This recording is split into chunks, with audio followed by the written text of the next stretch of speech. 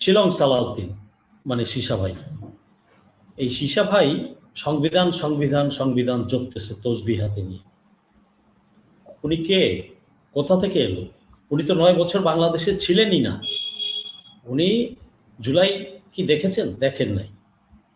তাহলে সেজন্যই উনি বুঝতে পারছেন না জুলাইয়ের তাপটা কত কঠোর, কত কঠিন, কত ভয়াবহ। জুলাই যদি আরেকবার আসে তাহলে ওনার মতো সীসা ভাই ওই সীসাতেই পুরে পুরে ছাই হয়ে যাবে। ওই সীসা আর ওনার খেতে হবে না। উনি বুঝতে পারছেন না বাস্তবতাটা কি জিনিস। আচ্ছা, এরা কতটুকু দিবে বলে মনে হয়? ওরা নির্বাচনেই তো ধাপ্পাবাজি করে এসেছে। নির্বাচন এখন তো সকলের কাছে পরিষ্কার, দেশে বিদেশে সবার কাছেই পরিষ্কার যে নির্বাচনে ব্যাপক কারচুপি, ব্যাপক কারচুপি না, পুরাই ডাকাতি। মানে রেজাল্ট যা ছিল তা উল্টা করে দিয়েছে। ওদের পাওয়ার কথা ছিল 40 থেকে 70টা, সে জায়গায় ওরা বিরোধী দলকে করে দিয়েছে রেজাল্ট 77টা, মানে 213টা তারা নিয়ে নিয়েছে। এখন এই যে ধাপ্পাবাজি করে আসলো, আচ্ছা এরা কতটুকু মূল্য বুঝবে জনগণের রায়? এবং ধাপ্পাবাজি ইলেকশনের আগেও ধাপ্পাবাজি করেছে। এরা না ভোট দিতে বলেছে সবাইকে, শেষের দিকে জনগণের পালস বুঝে যে ভোটটা নেওয়া দরকার, তাই তাড়াতাড়ি বলেছে। তারাও বলেছে, তারেক রহমানও বলেছেন হাতে ভোট দিবেন। বাস, হাতে জনগণ ভোট দিল, 70% জনগণ রায় দিল এই হা বাস্তবায়নের জন্য। এখন তারা বলছে যে হা মানে না, জুলাই মানে না। এক একজন বলে জুলাই আবার কি জিনিস, জুলাই টুলাই বুঝি না। হাফিজ সাহেব বলেন হ্যাঁ ও জুলাই ভোট নেওয়ার জন্য নিয়েছি। মানে কত বড় চিটা, কত বাটপা। আমারই সিনিয়র, বাট ব্যক্তি আমার সিনিয়র, তার জায়গায় আমি সম্মান করি, কিন্তু যখন রাষ্ট্রের বেলায় আসবে তখন তার প্রতি আর আমার সম্মান থাকবে না, কারণ উনি এখন জনপ্রতিনিধি এবং স্পিকার। তো এই সমস্ত কথা বলেই কিন্তু বিএনপি তার নিজের পায়ে নিজা কুড়াল মারছে। আচ্ছা, এখন শিলং সালাউদ্দিন উনি এক একবার এক একটা কথা বলেন। সে জুলাই মানবে না, তো জুলাই মানবে না, জুলাই না হলে কি উনি আসতে পারতেন দেশে? আর উনি যে আসছেন, উনি তো গুম কমিশনের নাম কাওয়াস্তে একটা পত্র দাখিল করেছেন মাত্র, উনি তো মামলাও করেন নাই গুমের। তার মানে উনি গুমটা ছিল তার নিজস্ব। সে ওখানে আরাম আয়েসে কাটিয়েছে শিলংয়ে, যত রকম আয়েস তত রকম পেয়েছে আয়েস, তার তো কোনো ইয়ত্তা নাই কত রকম পেয়েছে। এবং তার মাথায় তো চিপস ঢুকাই দিয়েছে মনে হয় ভারতের তার মাথায় একটা চিপস ঢুকাই দিয়েছে। সে সেই অনুযায়ী ভারতের আদেশ এদেশে কার্যকর করার জন্য সে জুলাইকে উল্টে দিতে চায়। আচ্ছা, উনি বলেছেন জুলাই আবেগ দিয়ে চলে না। আরে বেটা, জুলাই আবেগ ছিল না, জুলাই ছিল আবেগ, বিবেক। জুলাই আবেগ দিয়ে নয়, রাষ্ট্র আবেগ দিয়ে চলে না বলেছেন। রাষ্ট্র আবেগ দিয়ে, রাষ্ট্র আবেগ দিয়ে, হ্যাঁ রাষ্ট্র আবেগ দিয়ে চলে না। তো আবেগ, বিবেক এবং আধিপত্যবাদ ভেঙে দেওয়ার জন্যই ছিল জুলাই। তো রাষ্ট্র কিভাবে এই জুলাইকে অস্বীকার করবে? আধিপত্যবাদ ভেঙে দিয়ে আবার পুনরায় দ্বিতীয়বার দেশকে হারিয়ে যাওয়া স্বাধীনতা ফিরিয়ে আনা, এটা তো জুলাইয়ের মাধ্যমেই হয়েছে। তো সেই জুলাই দ্বারা গঠিত এই স্বাধীন রাষ্ট্রে উনি কিভাবে চালাইতে চান? জুলাইকে অবমূল্যায়ন করে, জুলাইকে পাত্তা না দিয়ে? তো জুলাইকে যদি পাত্তা না দেন উনি টিকবেন, ওনার দল টিকবে? এটা কি বোঝে? এতটুকু সেন্স যদি থাকতো তাহলে এইসব কথা বলতো না। হাসিনা পুরা রাষ্ট্রযন্ত্র, রাষ্ট্রের সকল শক্তি নিয়ে বসেছিল, তাকেই আল্লাহর দয়ায় দুধের বাচ্চারা তুড়ি মেরে উড়িয়ে দিল। আর এখানে বিএনপি কি করবে জুলাইয়ের বিরুদ্ধে গিয়ে? তারা কি বোঝে?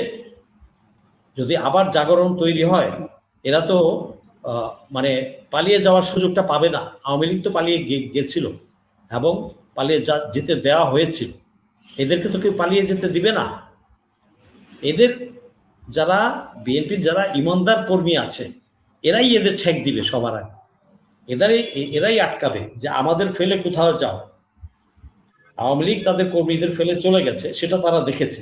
এবার বিএনপির কর্মীরা সেটা হতে দিবে না, তারাই আটকাবে সবার আগে। আর জনগণ তো আছে, জুলাই যোদ্ধারা তো আছে।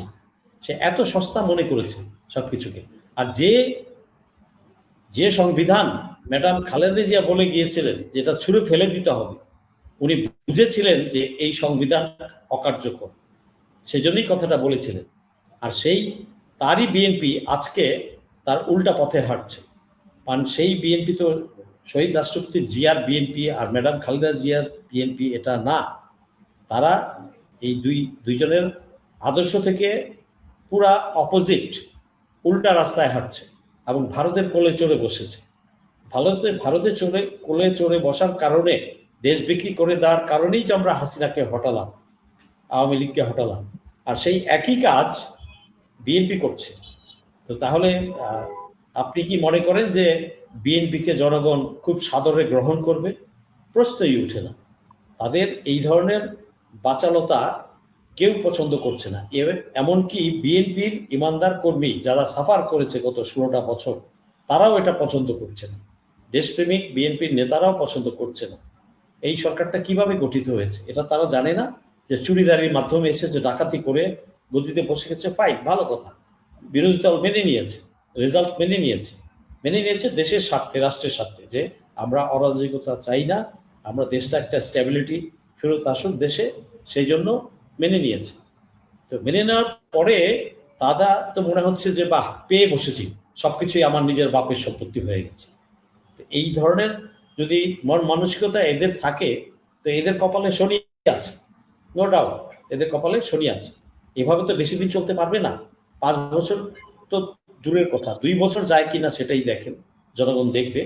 তো এই ধরনের বক্তব্য কখনোই কাঙ্ক্ষিত না একটা মন্ত্রী চেয়ারে বসে।